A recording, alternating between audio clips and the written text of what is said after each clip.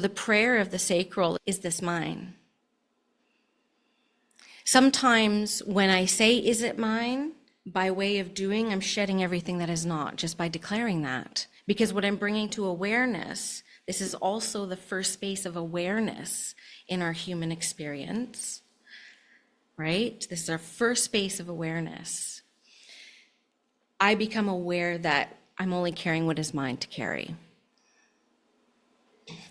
Right? And so that sometimes is enough for me to disengage from somebody else's emotional experience. And then sometimes I'll let myself get into their experience fully and take care of myself, AKA repair after. Because that's going to happen too.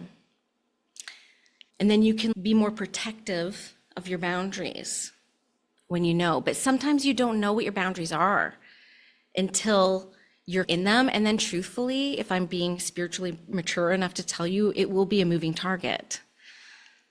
Like your boundaries will change and evolve as you change and evolve, right? There's certain times where life, being a mom, asks a lot of me. I don't have all the capacity in the world to be as in contact with everybody as other times when everyone's doing good and healthy and all those fun things. So sometimes I have to put out of office response and close my DMs and do these things to take care of myself because my capacity is just absolutely stretched. That's honoring my energy. Right? So I want you to see the sacral as like your first point of energy, especially when we're talking about clairsentience. I will never start a reading until I sense them first. It's like I get to feel like I touched heaven being in this capacity. That's the benefit of it. The shadow quality of it is it can be more draining because it's using your emotions and your emotional awareness. Can you accept that? I've known mediums who are like, no, I just do claircognizance. I just say what I know.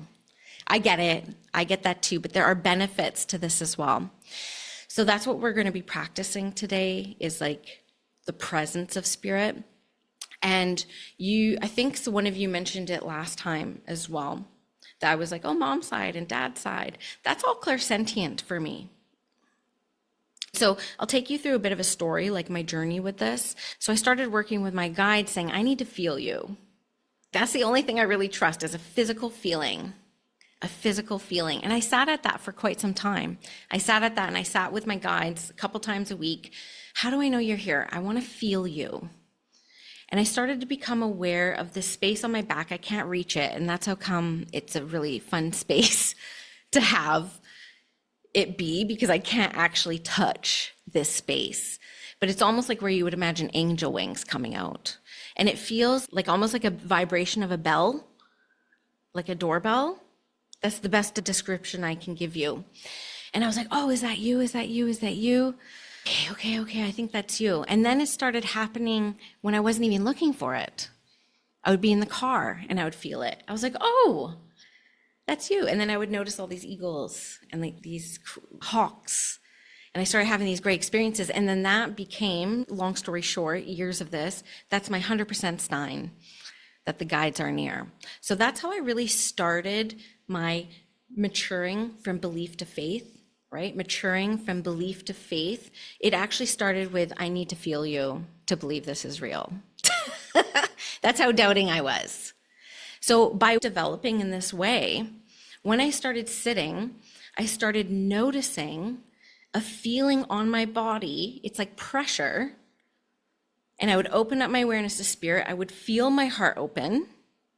We're going to talk about this a lot in the heart week. I would feel my heart open and my throat. Both of these things would activate at the same time. And all of a sudden I would feel spirit around me. And I could feel them. I could feel their presence. It's like even if you had a kid standing behind you and you couldn't see them, you could feel their presence. That's what I get. And I started noticing, oh, everyone from mom's side of the family seems to come over here. And everyone from dad's side of the family seems to come over here. So I started experimenting with that. How true is that? And it's about 85, 90%. It really is. Where I've limited myself in this is like, where do the friends go? Where do the friends go? So that's something that I've had to work out on my own, admittedly. And that comes in with the knowing. That's where I couple my clairs, what I feel and what I know. So what they'll do is, a male, because it's dad's side, but this is a friend. So that's how they'll do it for me. So then earlier today, I'm sitting there, and one thing that Spirit does for me a lot, because I think it's a sign I pick up a lot, is all of a sudden my left arm will go numb. Literally numb. I couldn't lift it. And I know that's their sign for stroke. So then I started noticing that there were some people I would sit in front of and I would feel like I'm in trouble. I'm like, I'm in trouble right now. Why am I in trouble? And I would think, because I do have anxiety, raise your hands if you suffer with anxiety. I live with anxiety, I've accepted it, okay? And I'm thriving. I just get this sometimes, that's all. So I thought it was me. And then I started noticing patterns. I was like, every time I feel like I'm in trouble, I'm working with someone who committed suicide. Oh, these people feel like they're in trouble because of what they did. So then I started noticing, after, again, dozens of readings, because the more you do it, the clearer this gets. There's no shortcuts, guys, right? The more you do it, you start to see patterns. You start to see, and then the next one you go in, you're like, okay, I have someone here who takes responsibility for their passing. Do you understand this? Yeah. Okay. That's how I say suicide, by the way, in an ethical way, in a non-triggering way. And then as soon as I get it, it leaves me. And then the next thing comes in. And short story long, over 13 years of doing this sentiently, and I always start with the sentience because it's the realest thing for me. You can't fake a feeling, right? They have a whole map around my body. And that's what happens with my students. When I'm mentoring, I can get into the body and see what my client is experiencing. I know where their blocks are. I know where they're stuck. I know when they're in their head. I can feel it. I'm super aware of it. Now, being this hyper aware, you're not 100% accurate. Sometimes I'm a high worry. I have anxiety. So again, I have to ask myself, is this me? Is this them? And then the maturing from belief to faith, what ended up happening, I said, Spirit, the next 45 minutes are for you. I am going to trust that everything that comes through me is for them. And that's how I remove myself from it.